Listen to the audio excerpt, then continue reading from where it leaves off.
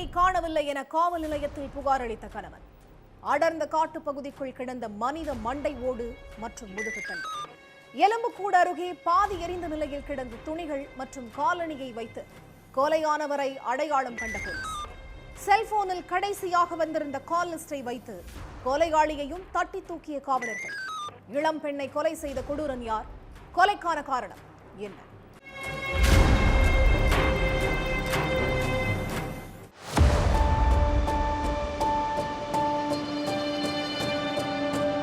பிப்ரவரி 19 வேலை விஷயமா வெளியே போன தன்னோட மனைவி ரொம்ப நேரமா வீட்டுக்கு திரும்ப வரலைன்னு அவங்களோட கணவர் சந்தோஷ் மிஸ்ரா பக்கத்தில் இருக்கக்கூடிய காவல் நிலையத்துல புகார் கொடுத்தாரு.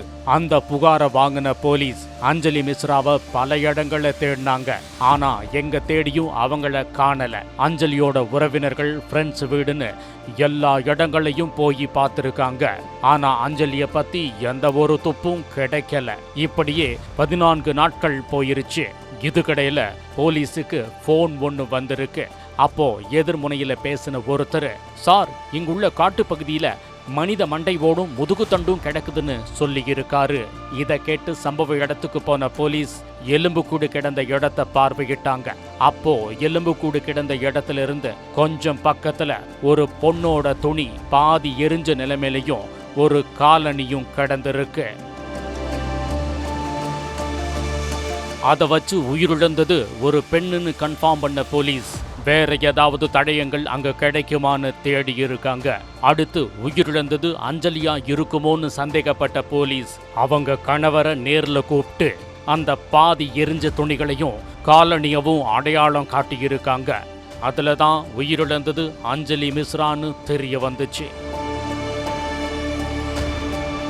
அதுக்கடுத்து அஞ்சலியோட செல்போனை கைப்பற்றின போலீஸ் அதை செக் பண்ணி இருக்காங்க. அந்த நம்பருக்கு யார்கிட்ட இருந்து கடைசியா போன் கால் வந்திருக்கு, யார் அடிக்கடி கால் பண்ணி இருக்காங்கன்னு மொத்த டீட்டெயில்ஸையும் எடுத்து பார்த்துருக்காங்க. அப்ப லாஸ்ட் கால் லிஸ்ட்ல சூரஜ் மிஸ்ராங்க கூடிய இளைஞரோட பேரு காட்டி இருக்கு. அதை வச்சு சூரஜோட வீட்டுக்கு போன போலீஸ் வீட்டில் பதுங்கி இருந்த இளைஞர் சூரஜை பிடிச்சு விசாரணை வளையத்துக்குள்ள கொண்டு வந்தாங்க. அதுல தான் இந்த கொலைக்கான முழு பின்னணியும் ஒன்னா வெளியே வந்துச்சு. உத்தரப்பிரதேசத்தில் உள்ள ஃபதேபூர் பகுதியைச் சேர்ந்தவர் சந்தோஷ் மிஸ்ரா. இவருக்கு திருமணமாகி அஞ்சலி மிஸ்ரான்னு ஒரு மனைவியும் பசங்களும் இருக்காங்க. அஞ்சலி மிஸ்ரா விவசாய சங்க தலைவராகவும் இருந்தாங்கன்னு சொல்லப்படுது. சந்தோஷ் மிஸ்ராவோட குடும்ப வாழ்க்கை ஆரம்பத்துல நல்லபடியா தான் போயிட்டு இருந்திருக்கு. இதுக்கிடையில அஞ்சலி மிஸ்ராவுக்கு அதே பகுதியைச் சேர்ந்த சூரஜ் மிஸ்ரா கூட பழக்கம் ஏற்பட்டிருக்கு. ஆரம்பத்துல நார்மலா பேச ஆரம்பிச்ச 2 பேரும் ஜாலியா ஊர் சுத்திக்கிட்டும் இருந்திருக்காங்க. சூரஜ் மிஸ்ரா ஓரளவுக்கு வசதியானவர்னு சொல்லப்படுது. அதனால காதலி அஞ்சலி கேட்கிறப்பெல்லாம் அடிக்கடி பணத்தை வாரி இறைச்சிருக்காரு சூரஜ். இந்த நிலைமையில சூரஜுக்கு பண தேவை ஏற்பட்டிருக்கு. அப்போ அஞ்சலிக்கு போன் பண்ண அந்த இளைஞர் சூரஜ், எனக்கு அவசரமா பணம் தேவைப்படுது, அதனால நான் உங்ககிட்ட கொடுத்த பணத்தை கொஞ்சம் திருப்பி கொடுன்னு கேட்டிருக்கார். ஆனா அதுக்கு அஞ்சலி எந்த பதிலும் சொல்லாம போனை கட் பண்ணிட்டாங்க. இதனால 2 பேருக்கும் இடையில பிரச்சனை ஏற்பட ஆரம்பிச்சிருக்கு. அதுக்கடுத்து 2 பேரும் பேச்சுவார்த்தையவும் ஸ்டாப் பண்ணி இருக்காங்க.